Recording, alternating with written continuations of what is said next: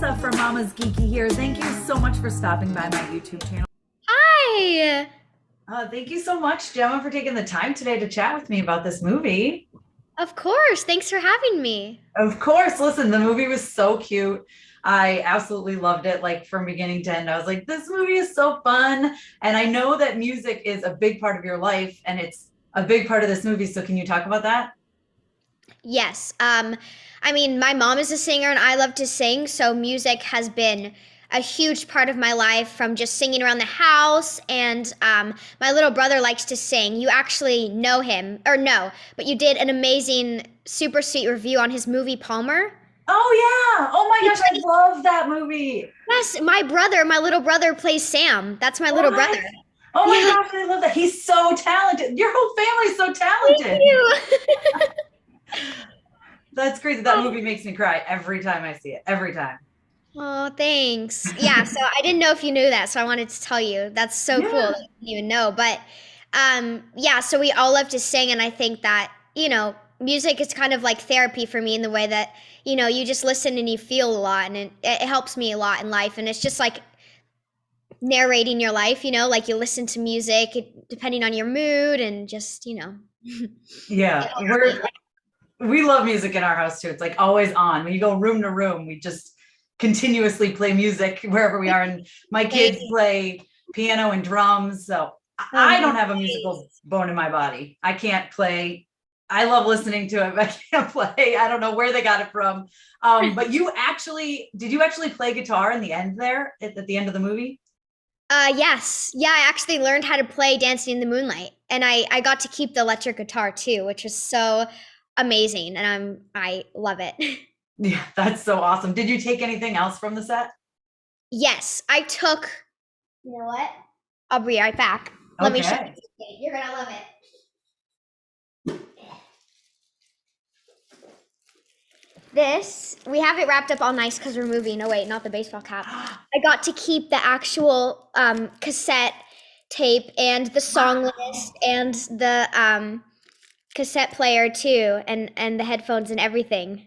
That's so cool. You got to keep all that. I know, I totally scored. I got so lucky. I know. So many times you ask people if they took stuff from set and they're like, I tried, but I wasn't able to. And look at I you. know, You I turned practically up. took home the entire set. I know. You took the whole thing. Basically everything but the record store. Pretty much you brought home. Yeah, Nick. Yeah, Nick. Speaking of Nick, like I think he's a really great actor. I've seen a couple of his other things. So what was it like to work with him? Oh my gosh, it was amazing. He's hilarious. I genuinely am not a very sarcastic person, and he has a very sarcastic sense of humor. So that was a bit different than what I'm used to.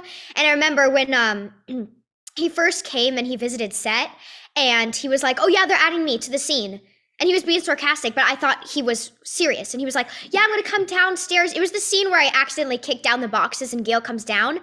And he was like, "Oh yeah, I'm gonna come down with Gail and it's gonna be awesome." And like they're adding me. And I was like, "Oh my gosh, that's so cool." And I was like looking at the director. He told me later, like he thought this girl's either really good or really clueless, or maybe really good, or but I thought he was serious. So working with him, I really got to work on my sarcasm, which was awesome, and I loved him. He's so great. And then how about Julie? She's amazing too. What was it like working with Oh her? yes, the whole Julie was amazing. She's the best first scene partner I could ever ask for, and best very young grandma ever.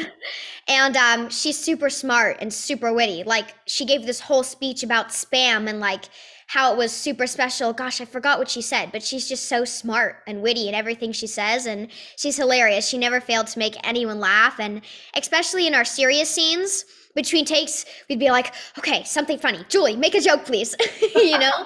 And she just helped lighten the setup a lot, and she was really great. And a great actress too. She's a great scene partner. She would cry for me when she wasn't even on camera. She's just fantastic. Oh, I love that. Speaking of crying, there's that one scene towards the end that totally makes me cry. I've watched Mixtape twice now, and I'm like, the second Oh, time I'm not going to cry. I know exactly what's going to happen, and then I still cry. So you just amazing performance, seriously. thank you Um, so much. Thank the you. Of course. I'd love to know what made you want to be a part of this movie besides the music. Yeah, I had actually auditioned for this movie way back when, before COVID, and I had totally fell in love with the script and Beverly, and I was so like into it. And what I love about Beverly is she kind of lives in her own little bubble, like her own little world. And she just, the story is so great and the messages. And I was really excited to work with girls my age because I've been acting for a long time, but it's usually just been me with a bunch of adults. And I had actually never worked with kids my age before. So that was really exciting too, to have like girlfriends on set. Like that was awesome. And Beverly, of course, the character is amazing. And once I had met the girls, I was like, I need to get this role. Otherwise, like, how are we going to be besties? Like, I want to be best friends, but I need to get this, or else, how are we going to be best friends? Like, this is serious.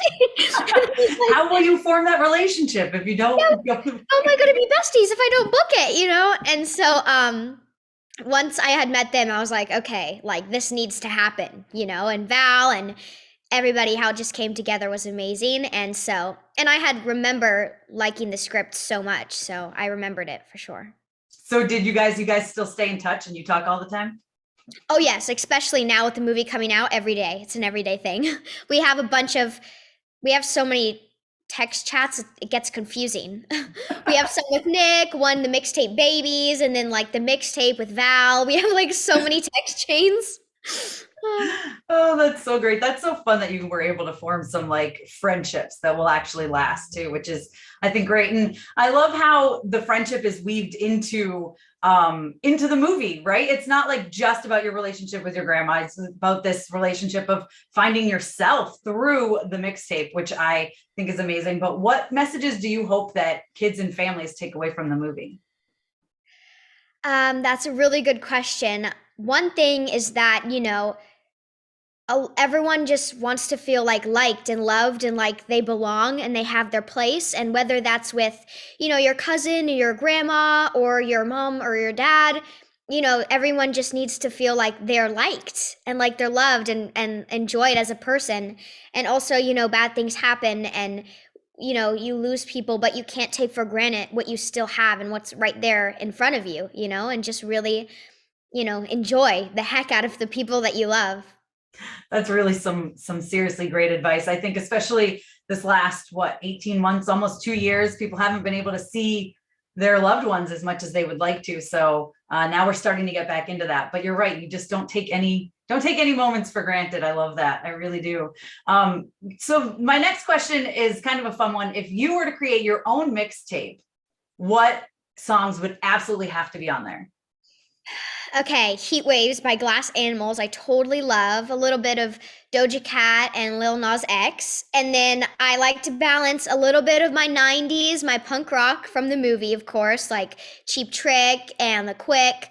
And of course, my R&B, like old school 90s, like Mariah Carey and Celine Dion, Whitney Houston. I also really love Fleetwood Mac. Oh my gosh, I could talk about this for hours. Anyways, so I just like to balance the perfect balance of like my old school and then a little bit of today's music too, with some R&B, some punk rock, and some classic Fleetwood Mac.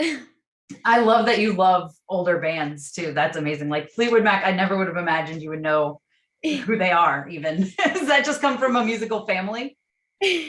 Yeah, totally. I mean, we went on a road trip, I remember, and we just listened to Fleetwood Mac like the whole time. And my mom loves Fleetwood Mac, so of course I grew up listening to it too. Awesome. I love that so much. So how would you describe Beverly for people who haven't seen the movie yet? I would describe her as a quirky, imaginative, funny, hilarious, dog loving, uh, dogs wearing human things, loving girl trying to find herself and find who she belongs with, and um, a girl who likes to live in her own little bubble, in her own little world, and just, a girl who I think is very much herself, which I admire a lot about Beverly, which I try to be like her all the time, which I think is something that, all girls can take away from that, and boys too, is to just, be incredibly yourself. And I think that's something really special about Bev, that she's just totally herself. Yeah, I love that about her too. And I think it's important. It's an important message that kids see on screen, which I feel like we do get a lot of movies like that, but this mixtape just feels so unique to me. Like it feels like they're doing something and they're putting that message out there, but in such a unique way that we really haven't seen before, which I appreciated a lot. And I'm really looking forward to watching it with my 10-year-old. I'm really looking forward to it because I think she's gonna really enjoy it as well. Um, but I'm curious if there's any of the songs that would, if you could pick a favorite, I know it's probably so hard, but from the mixtape, or even like a top three, if you have to. Mm-hmm. I want to give a little shout out to Jackson Rathbone. He did original songs. He actually sang and played the guitar, and he's so talented. I love all of the songs that he sang at the Voyeur, like Crash Right Through It, such a sweet song. And Crash Right Through It, Getting Nowhere Fast, Girls at Our Best, Teacher's Pet by The Quick. Oh, what's that? Oh, Linda Linda. I love Linda Linda. And then a song that I probably wouldn't listen to as much, but I love the song is The Wrong Song. Mm. It's just, I remember the first time I heard it at the table read, I was just bawling in tears. My mom was off to the side, bawling in tears too. And we were just all bawling, like, and in the end of the movie, and when Beverly's really doubting herself and she totally thinks she's a mistake, that song comes along and it's like so beautiful. And the sentimental value is just like off the charts. And so I think it's really special. And I think they did a really, really good job with it. So Yeah, I mean, every song is so great. And I think that's what I really liked about it too, is I felt like the pacing of the movie is propelled forward with all the different songs, and you're like excited to get to the next song along with Beverly, like what's the next one gonna be? I can't wait to find out. So oh yes, totally. Oh, and I forgot Better Things. I love that song so much. And I love the message. And it comes like at the right point in the movie, like right, smack in the middle where it should be. now I did love Beverly's clothing evolution throughout the movie. Can you talk a little bit about that? Oh yes, we had the most amazing costume designer. I love her. Her name's Mona May. Yes, Mona May. I love her so much. She did such a great job. And she did like Clueless, iconic movie, like all of those looks. And she did such a great job, like just with I feel like a big part of characters are their wardrobe too. Like that's part of the character development. And like from, Beverly's iconic granny sweaters that are from the 70s and 80s. And then, the punk rock looks, I loved them so much.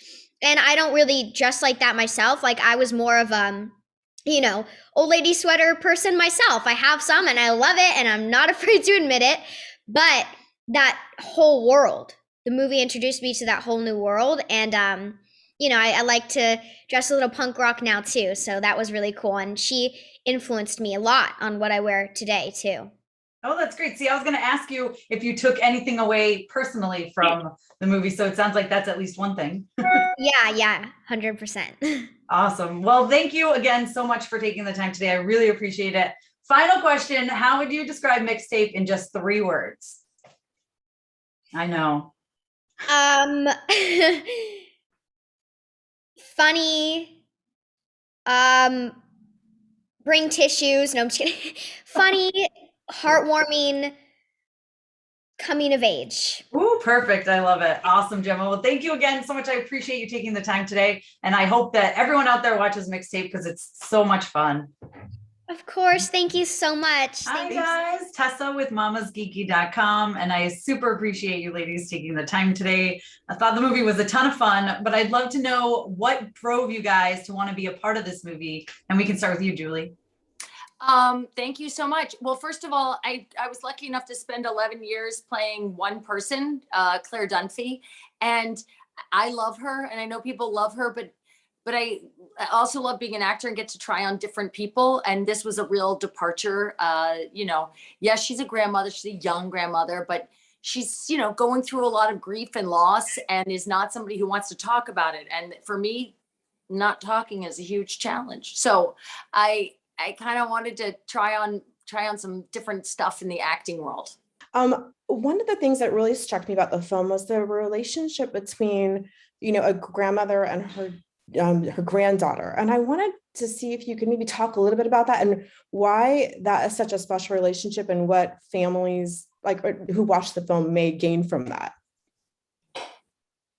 Well, for me, I think that this was an interesting relationship because it's not one I've ever seen before. Gail, my character, had a daughter and who was more of almost sort of a peer because they were both so young, kind of a Gilmore Girls sort of a relationship. But that went wrong. She felt that it's her fault that her daughter died because she had been too relaxed.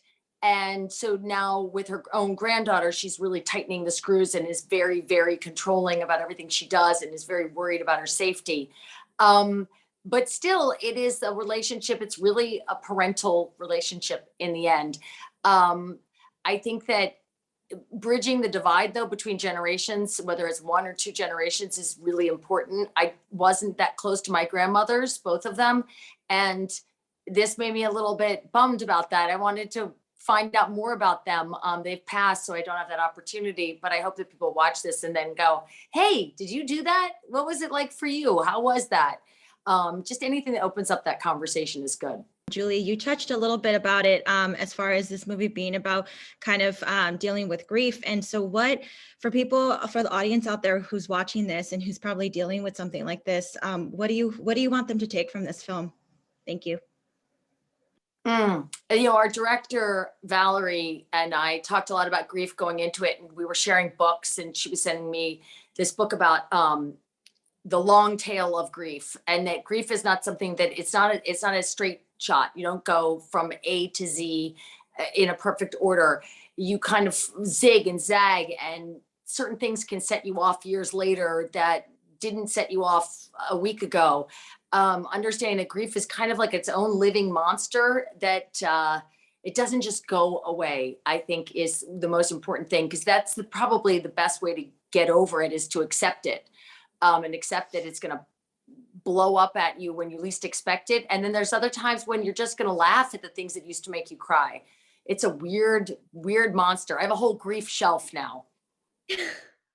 Thank you so much to all of my monetary supporters, my members here on YouTube, as well as my patrons. If you haven't joined yet, please consider doing so. We have some really awesome perks, including a monthly Zoom meeting where we get to talk face to face.